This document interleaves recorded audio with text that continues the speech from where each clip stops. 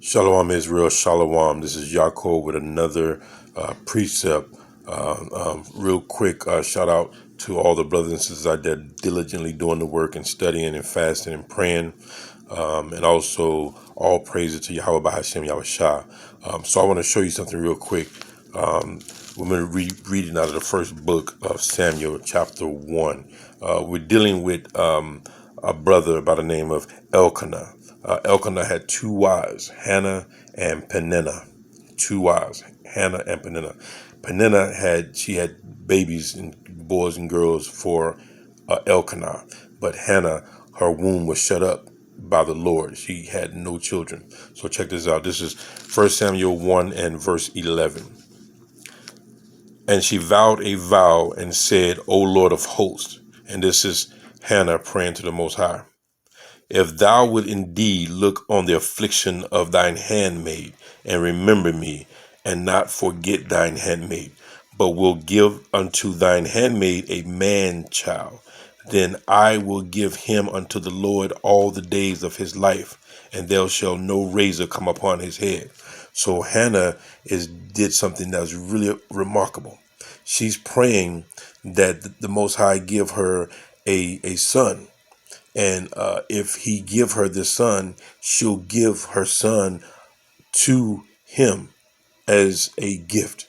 She'll give her only child.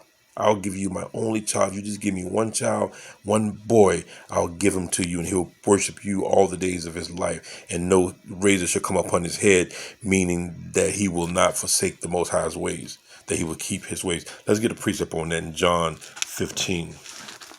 Check this out.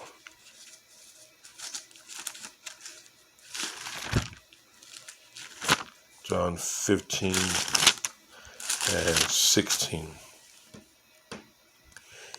So keep in mind that in this child that she's going to have is Samuel.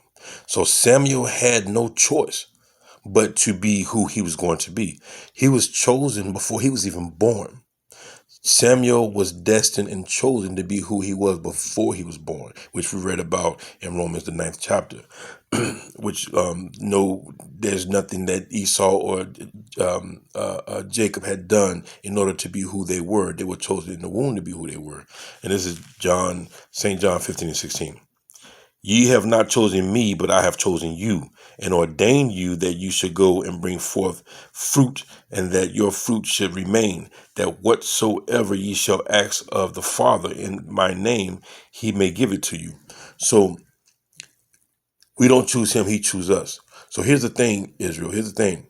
So if you feel that you are not diligent in this thing, if you feel that you are not doing the best of your ability, and that you're not fasting and praying, that you're not on fire, if you can honestly think and ask yourself, am I on fire? And you feel like you're not on fire, then you are proving that you are not 1/3. So here's the thing.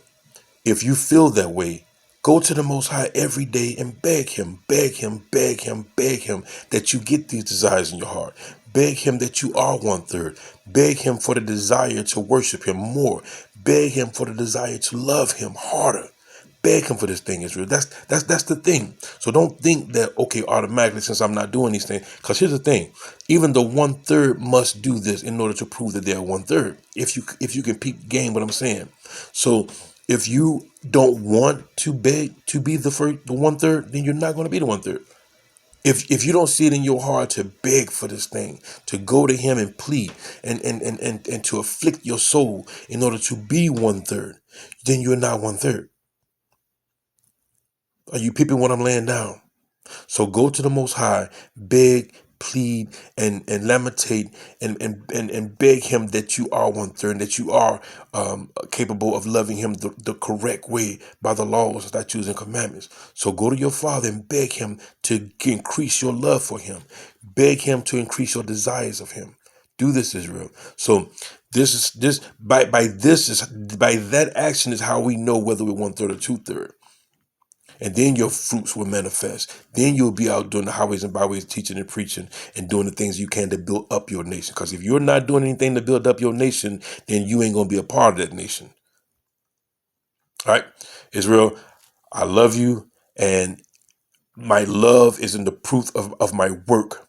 And you make sure that your love is in the proof of your work. Show your love by your work, Israel. If you're not doing it now, do it. If you haven't done it yesterday, do it today. If you're not doing it today, do it today. Start now. Start now showing love to your Heavenly Father and to your nation. Shalom, Israel.